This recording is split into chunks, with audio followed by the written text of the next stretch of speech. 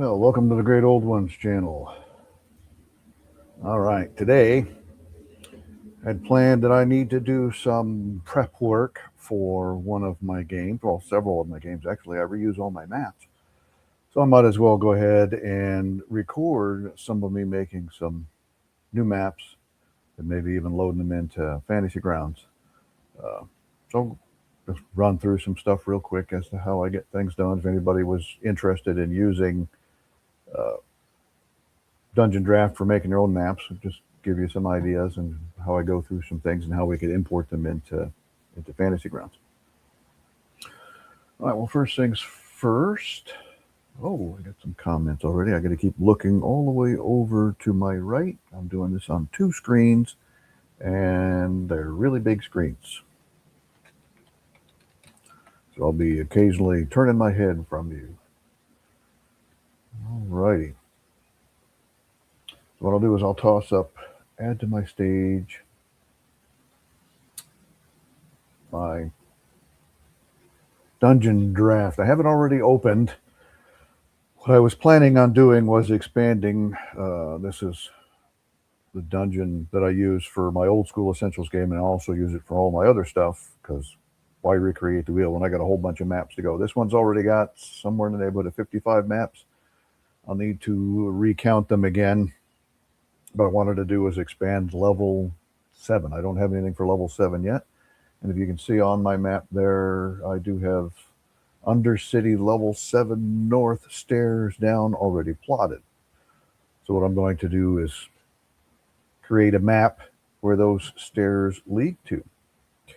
In order for me to get the same assets and stuff, I reloaded this level 6 map so that all the assets are there. That way when I create new, it'll drag all those assets that I've been using here with it so that I can reuse them again.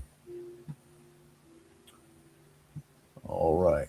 Let me go ahead and do a new map size set. This one was 30/30. I'm going to set the new one to 40 by 40 tiles.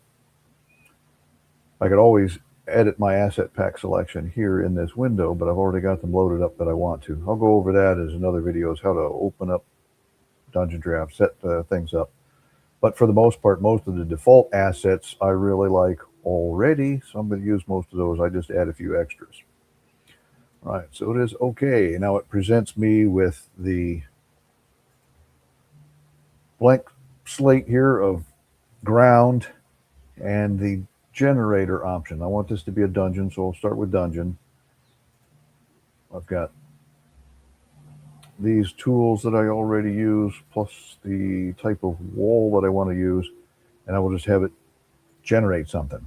I've got it set for 1 square boundary all the way around the edge. Some the complexity was set to 0.5 and density is set to 0.5. I mean, I could always change these and get me a different complexity, a little more spread out or something.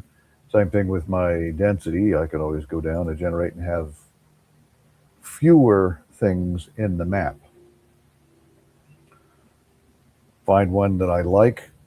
It's not too bad on its random generation. It's just everything is north, south, east, or west. If I wanted diagonal holes or odd shaped rooms or things like this, I'd have to go in and add them myself. Matter of fact, this doesn't look too bad a starting point, so I will go with this as my starting point. We'll finish it. All right, from here, go into design, go into the building tool. Sometimes the building tool gets a little buggy and things break, so I do save fairly often. I'll start out with that. You can see I've got a whole lot of maps in this particular folder. I'm going to do Undercity, level 7. I already decided this is going to be the north section of level 7. Go ahead and save it out so that if something happens and I lose a file, I can always go back to an older save point. I had already anticipated putting in my descent stairs down somewhere up close to the top, so I'll start with that. Matter of fact, I'll make a hole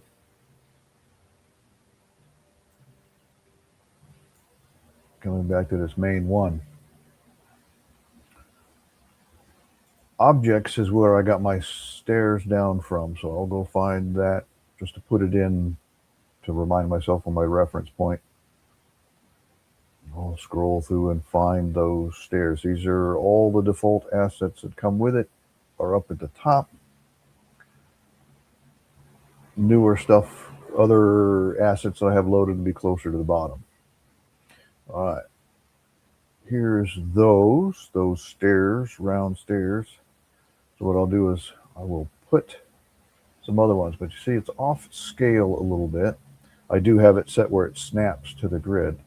I'll have to add to my scale. I'll double up my scale here so that it fits neatly into that little corner.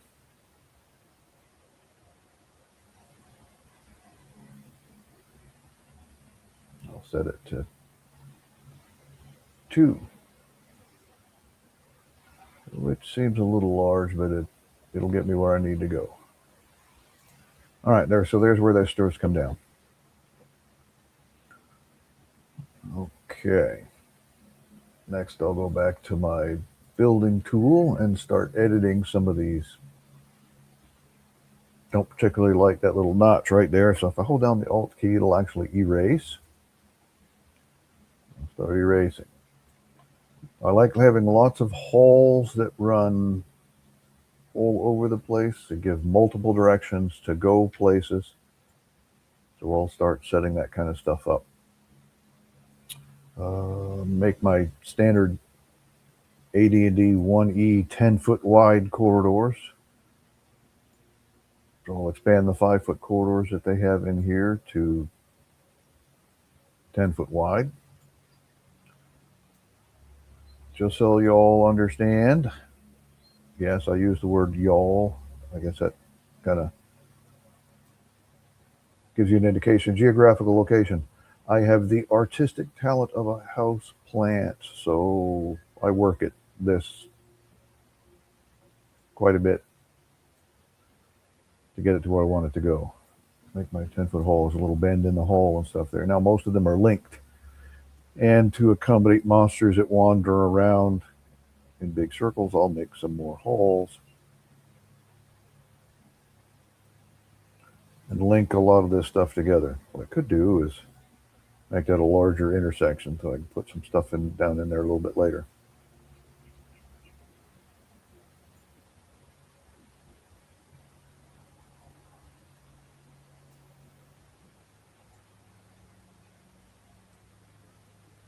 Okay. 12 and 20 is the coordinates. If you notice, put my cursor up there at the top, but if I look all the way down in the position in the lower right hand corner of my window, I can see the coordinates of that. So on the other map where I have the coordinates set for where it's at, if I have another entrance or something down, I can coordinate between the two by plotting exactly where it needs to go. Let's see. The next one will be 3726 for the other map that I have, so that's going to probably be off of this one. What else can I add? I like odd-shaped rooms, so I'll create an odd-shaped room over in this corner.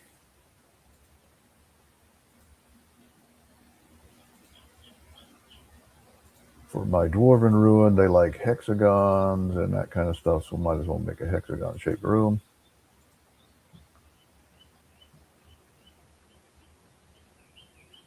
And then I will expand my corridor into that room. Here we go. Matter of fact, if I make that a circular room, looks a little better for where my stairwell comes down. Got some general outline into the shape.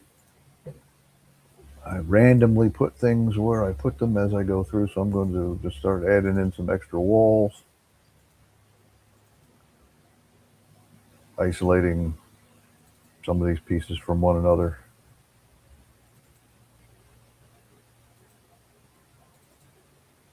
back corridors for things to surprise characters with and stuff like that.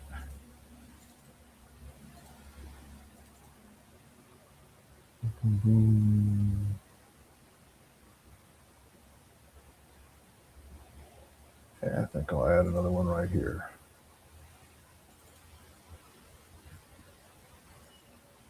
Then I can go in and do things like add indoors. Here's my wooden door with back to it. I'll change my scale to help me zoom in on some stuff. All right. Door coming out, I will reverse it. So the section to hold the bars would be on the back side of that door. So that can be closed off. That'll work for that one. That one, other way around. Boom, boom, and return those back the other way. Some of the upper sections of the map, I had room plans set up for small hallways where the doors would open the opposite directions and then automatically close behind the characters without a way of opening from the inside, so they could be trap rooms. What I may do is go back to the walls. Got a large chamber down here. Set it up with walls. And I'll put some double doors to get in these.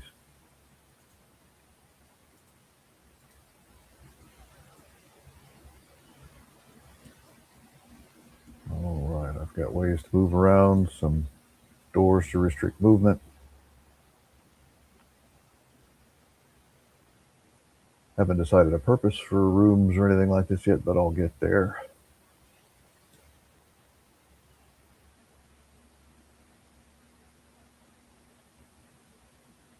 Ooh, I know what I want to do. I will have an exit. Wrong. I don't want a circle. I want a shape. There's an exit.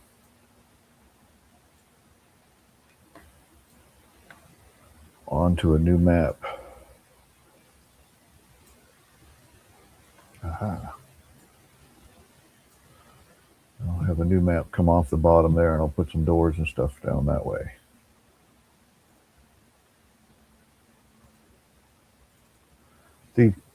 Like Dungeondraft, it's easy, point and click. Use some various assets to set things up. Change the shape, change the color. I could use different floor tiles if I wanted to. Over here using the different types of assets that they present. But most of the rest of the theme of this dungeon has been these colors, because that's the way the tokens stand out on the map when we're looking at them.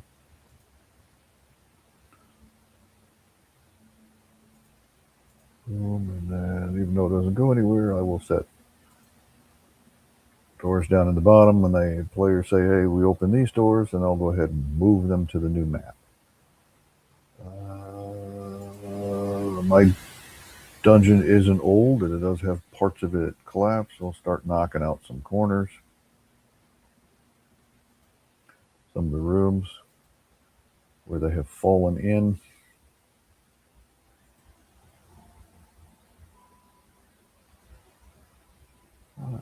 Gives me an idea for that section.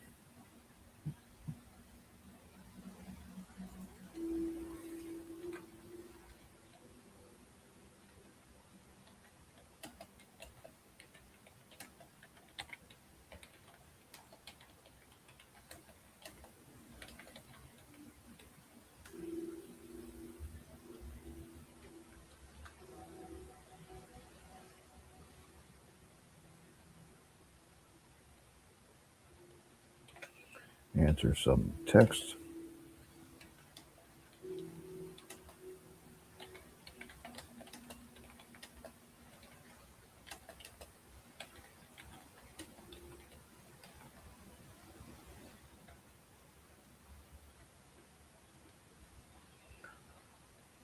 Well, I appreciate you joining. I don't think StreamYard shows me how many people are showed up,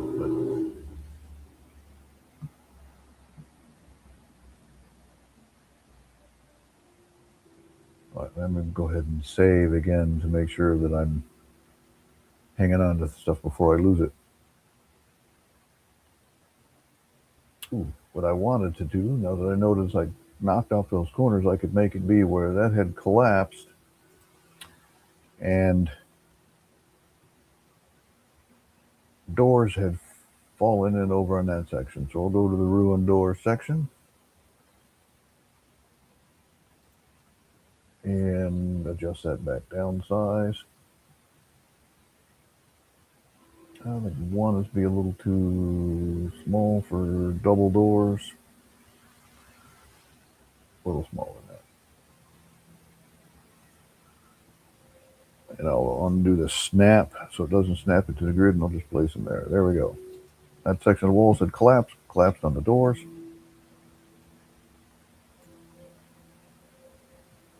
Things for the characters to investigate if they choose to do so. Go ahead and bury it with some rocks. I'll set the rocks down to 1 scale.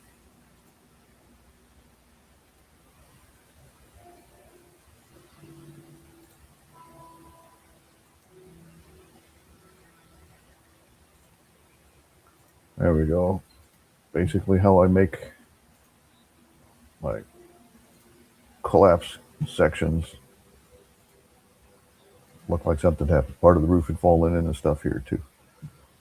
Perfect.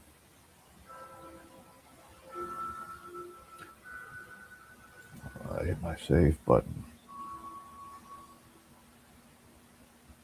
See if I can fill up a whole hour of live stream. I probably could. Let me go back to the cave brush. All right.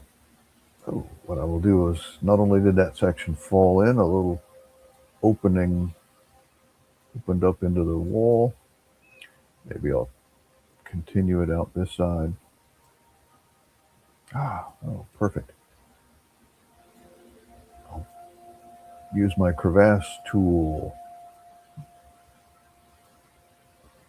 That means I will move those rocks out of the way.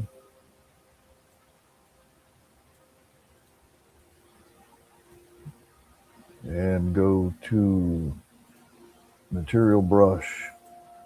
Now this is the one that I had to download the crevasse tile and add to it. Oh, control. Redo that. Should be layer 1.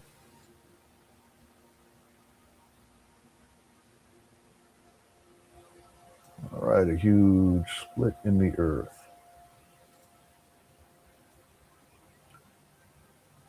Move my rocks out of the way.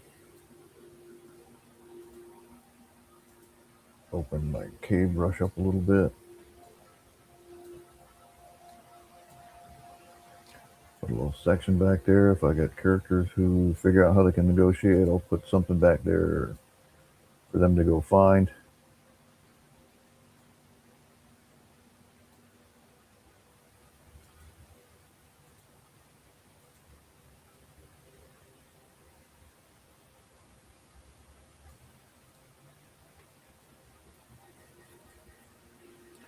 Like object tool. Somebody hid a stash back there. How's that? And I just decide stuff as I go along for many of them. Where did the chest go?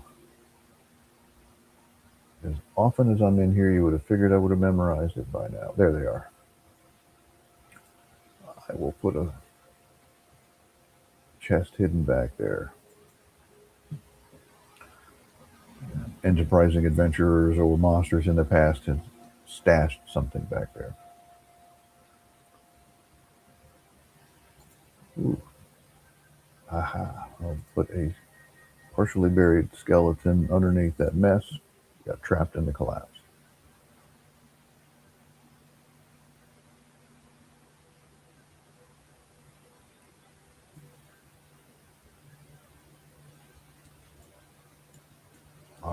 tool I will use, change my font color, go with that yellowish color. All right, I'll start typing there because this came down from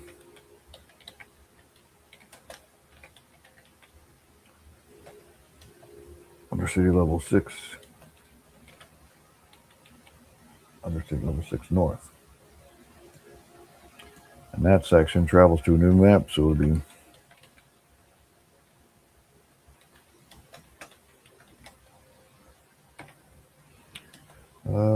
this is the north, so I'll make it maybe central. I can always come back in and edit that.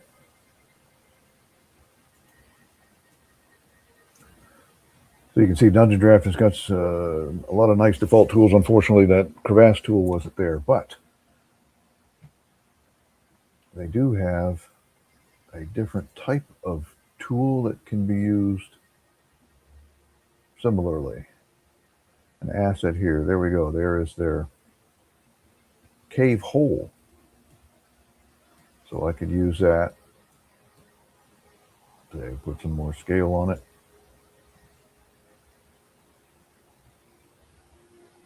Won't be a crevasse, but it could be opening on the other side of that door.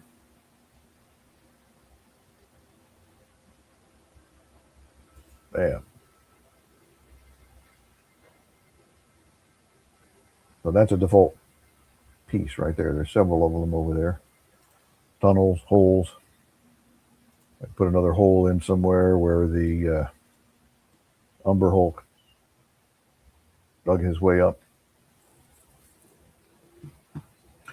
Another thing I do like in my old maps is water, because leaky old caves should have some water running in them from somewhere. An abandoned, nobody knows why, an abandoned dwarven stronghold in the mountains, for as cliche as it gets, for adventurers to go adventuring in. All right, let me go back to my cave brush and knocking out some of these corners.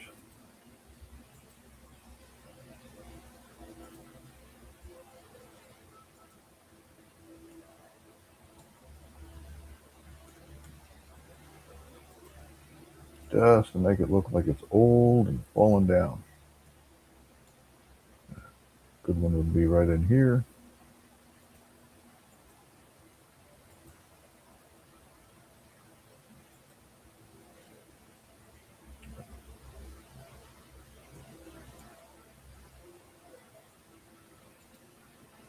It doesn't have to be on a corner. I can set it on a section of wall.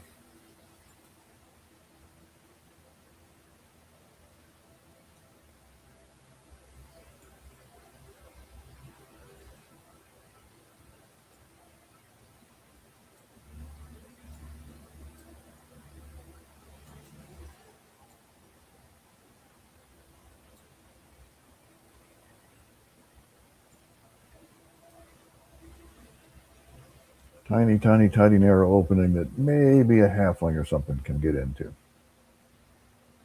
Or of course, goblins or other monsters for the scenario. Okay. Object tool. My dwarves like to have water fountains everywhere. So that'll be the centerpiece of that room. Some of the default water fountains look pretty good. So I will go with this one. And the scale of, I'll make it a scale of 2, nice and big. Put my snap back on so it centers it exactly in that space. Bam, there we go. And of course they'll want to have places for people to sit in there, so I'll put some stone benches in there.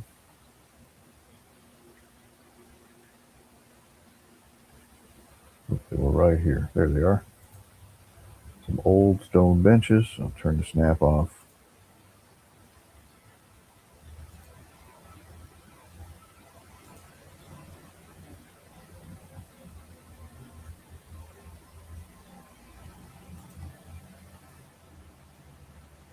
I'll do it like that.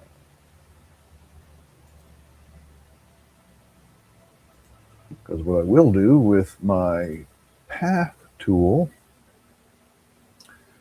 is this is also not a default asset. This is forgotten assets. Oh, does not look like it is loaded.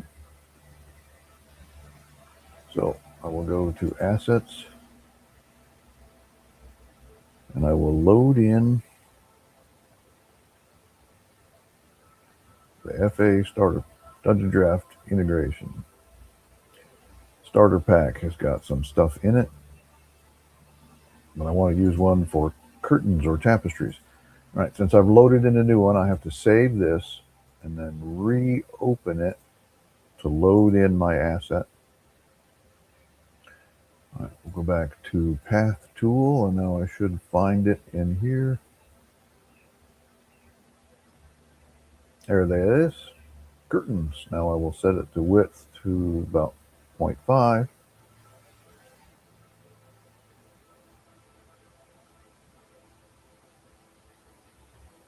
And I will have some, turn off the snap, I will have some tapestries hanging on the walls in here. Old faded tapestries hanging on that back walls. Because adventurers love to go looking behind tapestries for secret panels and stuff. Most of them do not have it, but on occasion I will have one with a secret door or concealed door or something behind it. Now, the trouble for me is I have to go in and write up what is on those tapestries, because my players will ask that. They'll also ask me what shape it is that's on that fountain. If I put a bookshelf in, they will ask me to list the books that are on the bookshelf. You know, if I put a stone chair down, they'll ask me what wood it's made out of. These guys like to, especially my Monday night group, like to test me. So there's an idea of a nice little fountain room and stuff in there. I could change the color from, in fact, that's what I'll do. It has been in there.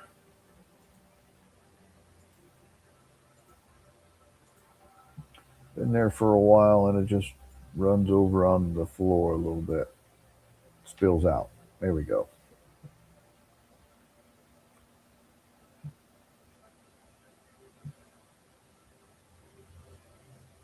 Natural mechanism for loading and draining has become faulty over the time.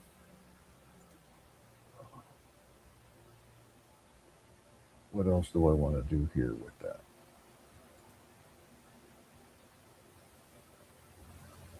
I'll go back in and put some rocks in the collapse sections.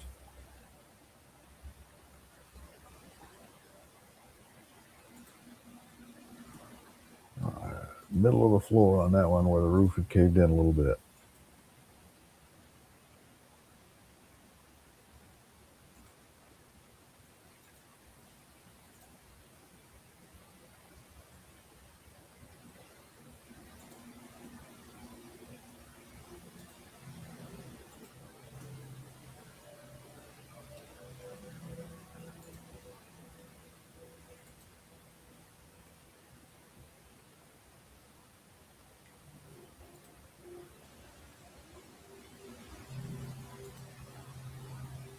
Just making maps and dungeons for today.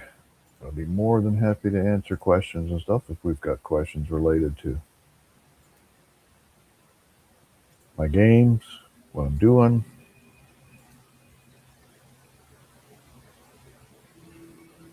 But evil spirits possessed me to actually live stream this while I'm doing it instead of sitting here in the quiet, listening to my ambient music undisturbed. Like I said, I'm just not that creative. I don't have to have complete silence. Now, when I put this in this corner, there is some of it that bleeds out the other side. It's just the whole shape didn't match up with what I wanted to do in that corner. It's okay. Players aren't going to see it because it's on the other side of that wall.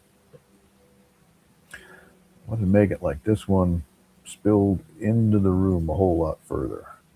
A whole big section of it, partial roof collapse, stuff like this. I can do that too in the middle of the room where ceilings have collapsed. But I wanted to do first, before I put anything in the middle of any rooms, put some columns in some of these rooms where the roof is being held up by columns.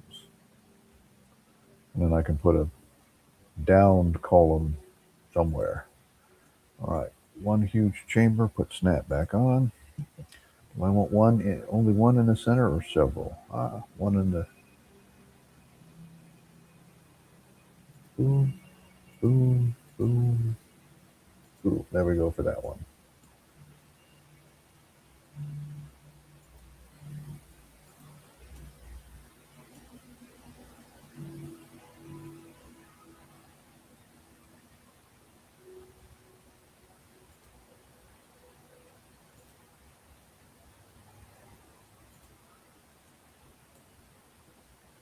There we go. This one especially.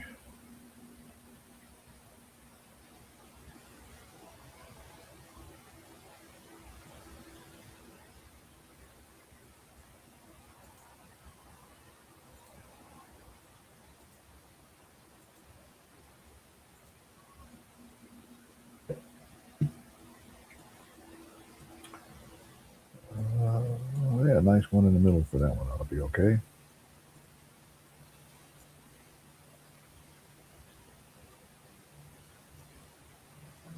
The column that was holding up that section would have collapsed in with that little crevasse, so I should probably put more rocks in there. That's a good start. So now I can go back to rocks. Ooh, and fill in. Where is it? There it is. There is a collapsed. It's a little smaller than that one. Turn off the snap. I'm going to increase the size a little bit to match the size of that base. There we go.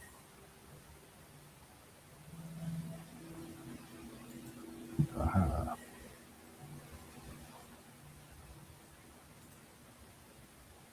That one is fallen.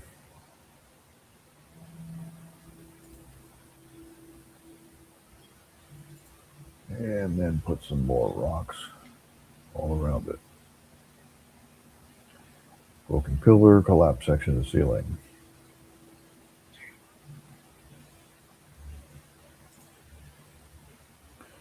All the maps, and well, for the most part, most of the 55 that make this up kind of have the same look and feel and theme to them.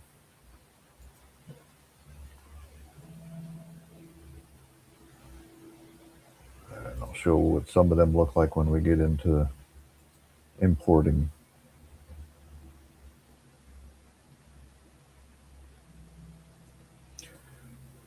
Alrighty.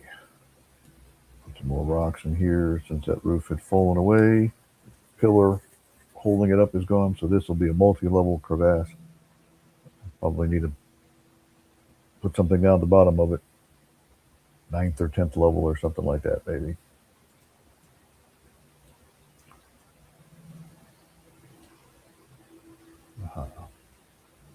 Put the collapse in the center of that room. So what I will do is I will change the color to black. Take this, change the scale. I know it's a cloak or something like this, but what I can do,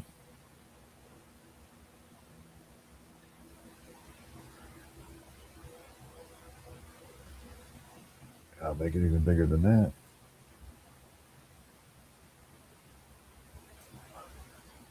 Put it under these rocks There we go. And that had been a tapestry that was on that wall that fell with the wall.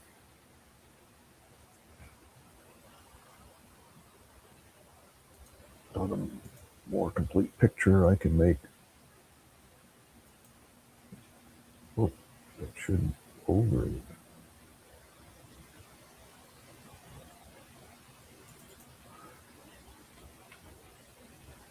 What I'll do is I'll use layer 2 so it's over top of those rocks.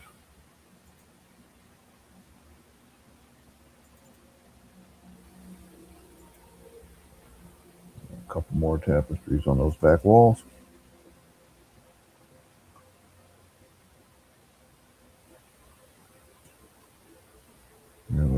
Stuff for players to ask me questions about.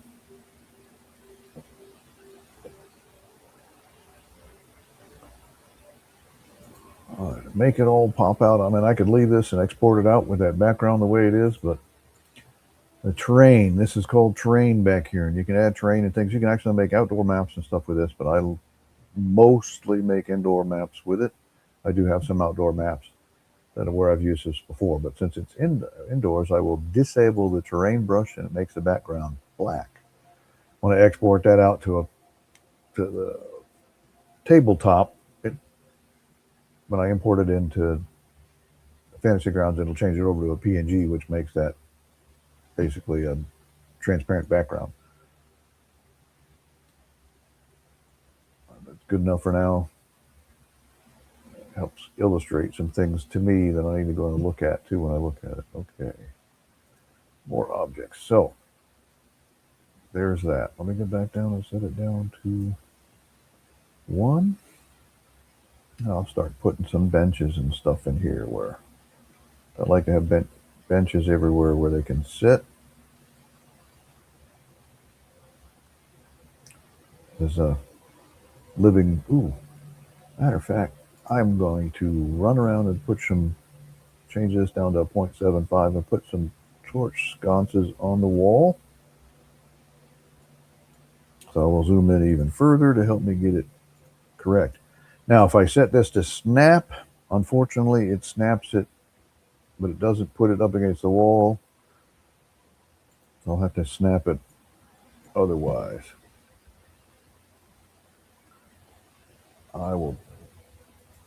That's why I zoom in close, so I can get really close to the wall so it looks like it's attached to the wall. Put some torch sconces, and it helps me decide where to put some other things too, is where I arbitrarily put my lighting.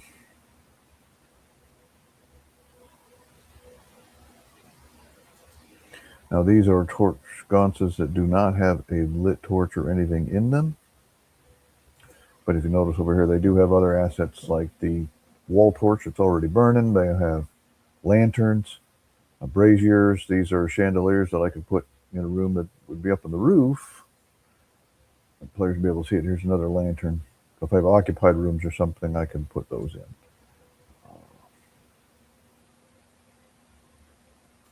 Yes. I know most game systems, dwarves have infravision, or the 5e, they have dark vision. But that doesn't reveal color or life or anything like that. So they would definitely have torches and stuff like this in their rooms to illuminate. The torch sconces in this one would have fallen in, so I will forego those. I will have one on the corner here to illuminate that intersection.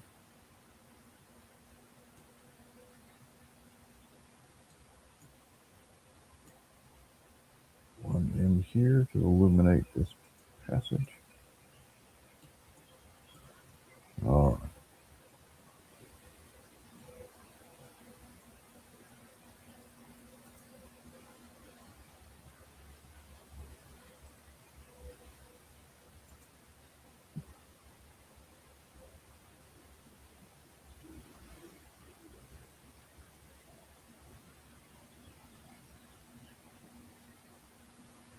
I'll put that one in the center.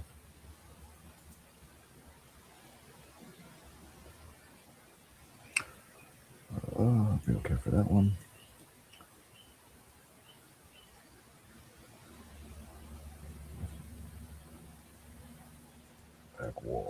course, now these are going to have to go over.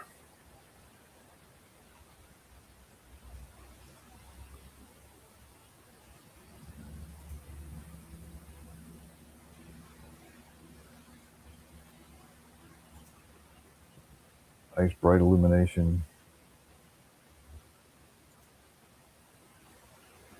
And this room.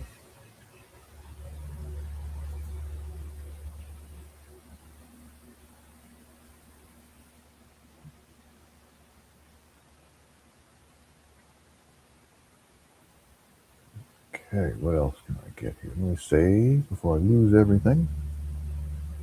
Aha. One on the back section here.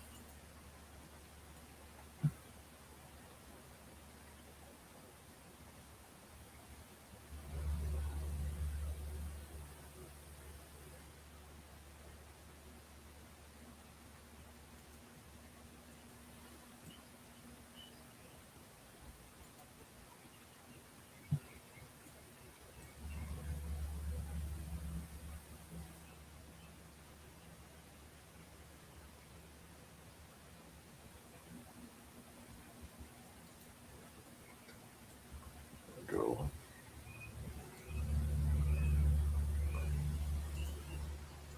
See how that looks. Did I forget any place?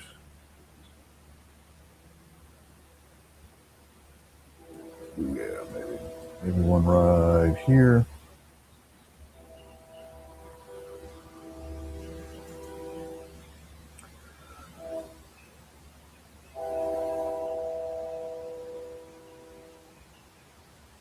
Another things dwarves do is put statues of themselves, not necessarily individuals, but statues of dwarven figures go everywhere.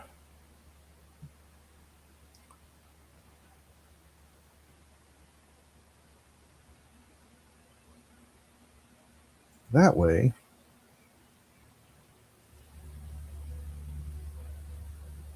I can have gargoyles.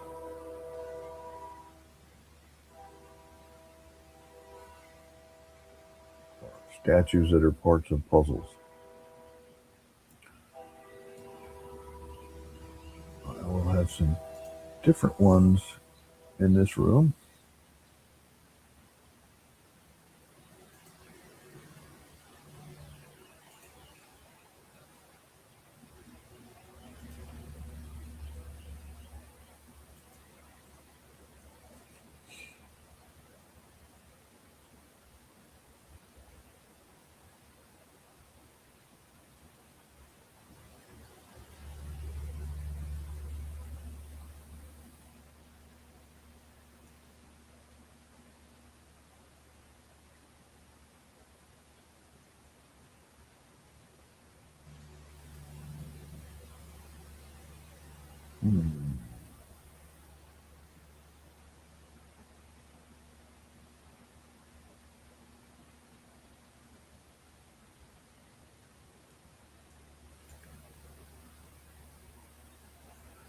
Put one right there, but he would fall the guardian for the passage.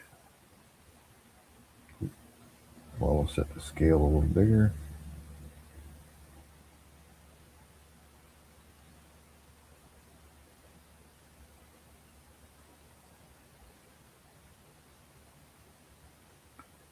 Is he too big?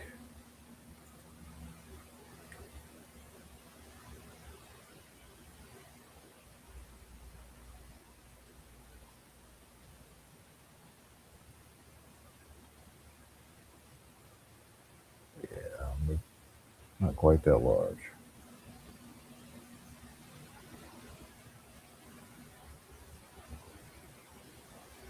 There we go, that's better.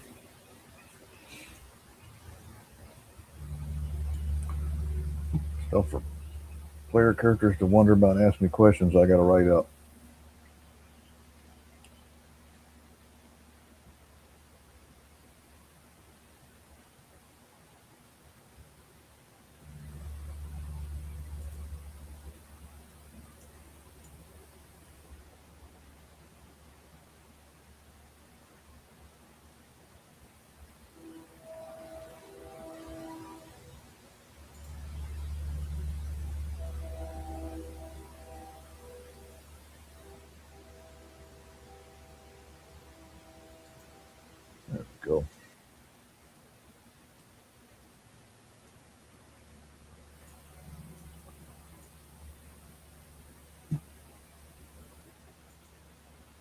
I'll go ahead and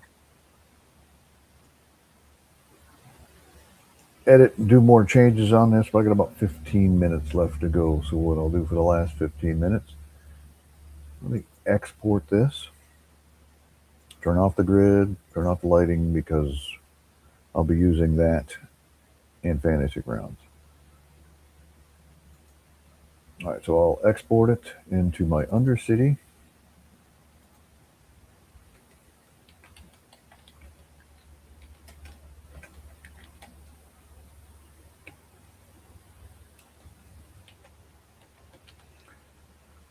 Export out as Undercity level 7 North. I'll go ahead and change it. Boom, boom. And there it is, saves it into that script folder. And I will stop sharing that one. I will share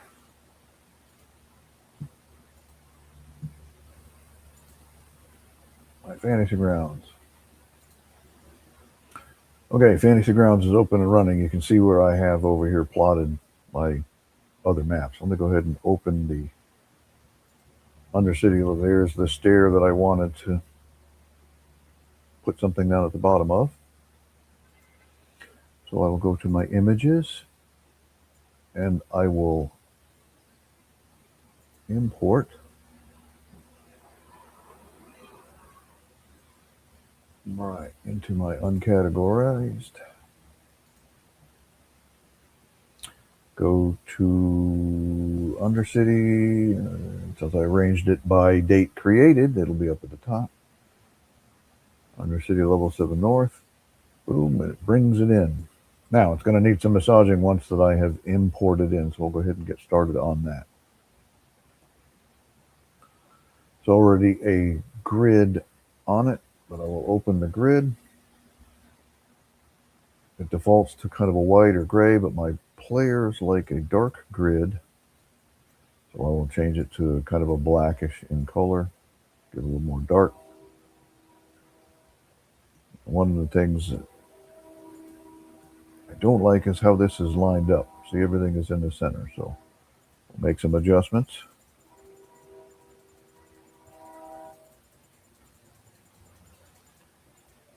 There we go. There's nudge that way. Oops. And nudge it that way. I'm using the nudge position on my grid to move it to line it up where I want it to show up. Depending on the settings that I had exported it out to, depends on where it puts it in. I exported it out to roll 20 70 pixels grid size, and this seems to be how it gets imported into this. All right, so I've adjusted my grid to line up so I don't have partial squares running down the halls. Next thing I want to do is check line of sight, make sure line of sight lines up good. If I'm putting in a diagonal door or something like that, it doesn't know how to do diagonals. But I've got a lot of points on my cavern. What I can do is simplify selected occlusions to bring down the number of points.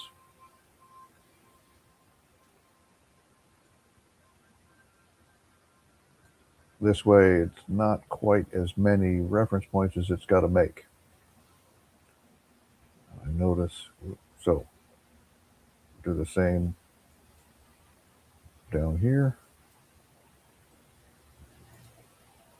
Shortens up the numbers.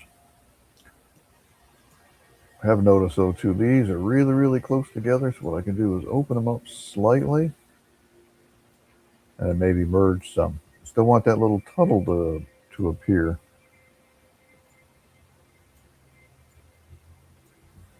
But I can also edit and modify these. Cuts down the number of them if I do it by hand, because the artificial intelligence or whatever in here that does it sometimes cuts corners and stuff like that. So let me see if I've got one where it cut a corner off.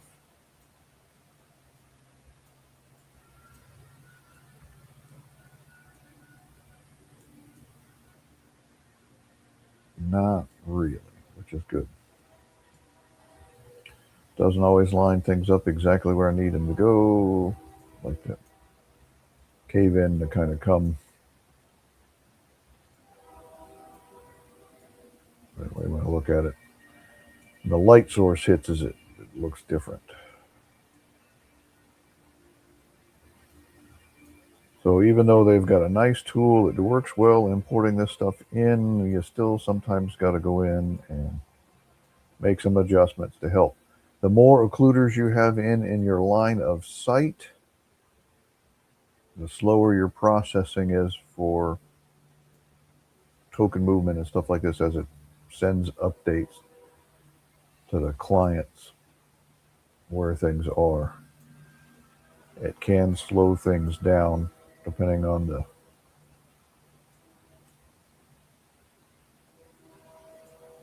hardware that you're using and the type of internet connection, since it's basically a client server aspect. When a client asks for this, it sends them the info, and sometimes it can take a while to get there depending on your internet access. Boom. There's that section of the wall. Hey, that might look pretty good where a section of the wall is partially still there. All right, there's my doors. Doors look okay.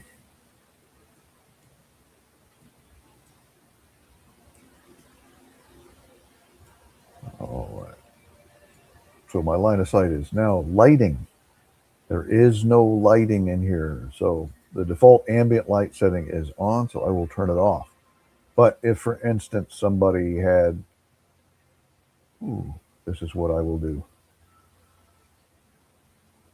I'm going to do a preset for a candle. I'll put no flicker, 5.5, but I will change the color to blue, and we'll see why here in a moment. Somebody dropped a glowing object or something inside that pool, so we can see where that sheds some light. Say there was a torch in one of these torch sconces. I can go ahead with my add light tool and put a boom right there, and there we can see where it's a torch. Now there should be some flicker to it. I don't know if it's easy to see, but not at the moment. So I can have in lights and light sources and stuff like this added in. If I don't like it, I can always just go in and change it, move it, delete it. What I like to do is, and I didn't do it on this section, is anywhere where I've got water, I'll put in mushrooms. And I will have every now and then I will have a green mushroom that glows green. I don't have mushroom there at the moment, then that's where I would put one. I have a green mushroom that glows green or whatever to provide some natural bioluminescence or something to give players something interesting to focus on, think about, ask questions on, be wary of, because near those I'll also have violet fungi or something of that nature that's out hunting. Alrighty, so there we got imported map. Some things are set up for it. Basically ready to go to add a character to.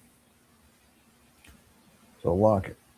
Right. For the moment, I'll go ahead and put a character on the map.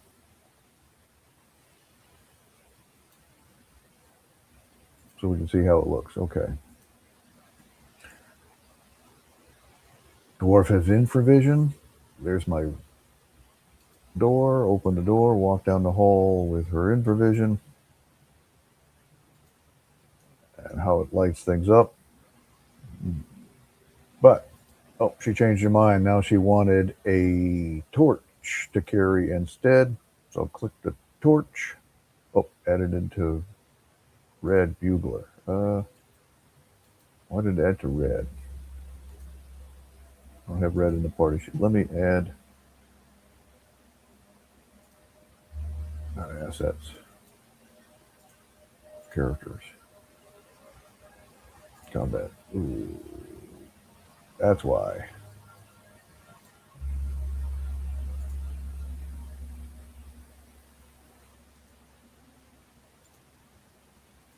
She's carrying a lantern instead. Bingo. There we go. So she's carrying a lantern now. And you can see the difference in lighting and stuff as it goes through. Right. Make some changes. You can see how the light works. Let me go ahead and move it over to the occluders over here for the cavern. How it looks unnatural. Now the machine will let her go through. If it doesn't know a whole lot of difference, I'll just have to verbalize that, hey, should normally be able to fit through something like that. Well, there we are. I made a simple map. I definitely want to go in and add more to it because I want them to look a lot more like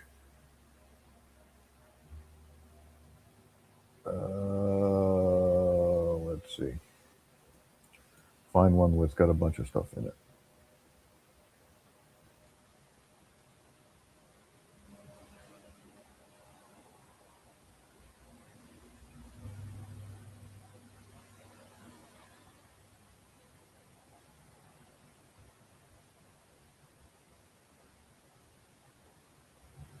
Where's it at? Ruin Lost. Okay, here we go. Bam. There we go. Now we can see I've got some mushrooms in the corner with light effects and stuff going. There's some water, stuff floating in the water. There's debris all over here at the bottom of this shaft.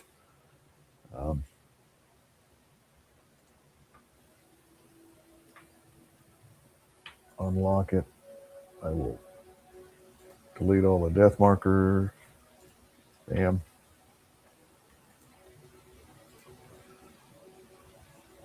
Chasms in there. Doors, collapsed sections. A pit, which is a chasm. If a character wants to run over there, put him in the pit. What happens if you're in the pit? As you can't see out of it. Let me put her back on this map.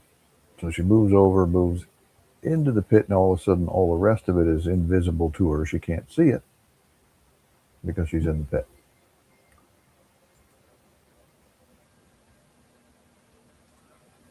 All right.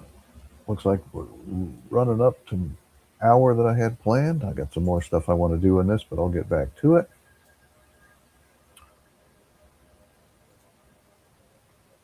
All right. Well, thanks for joining me on my little hour-long little journey here for editing and making maps in Dungeondraft and dropping them into fantasygrounds.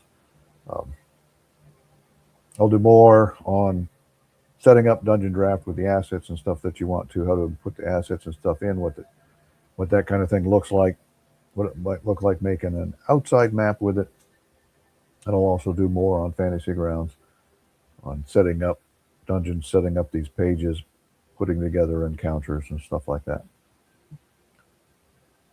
Well, thanks again. Hopefully you enjoyed all of this. If you'd like this content, please like and subscribe. Throw some comments on here. Let me know if there's other things that you'd like to see me do or talk about or anything.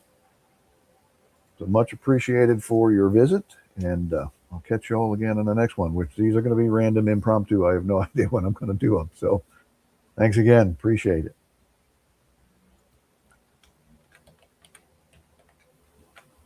All right, answer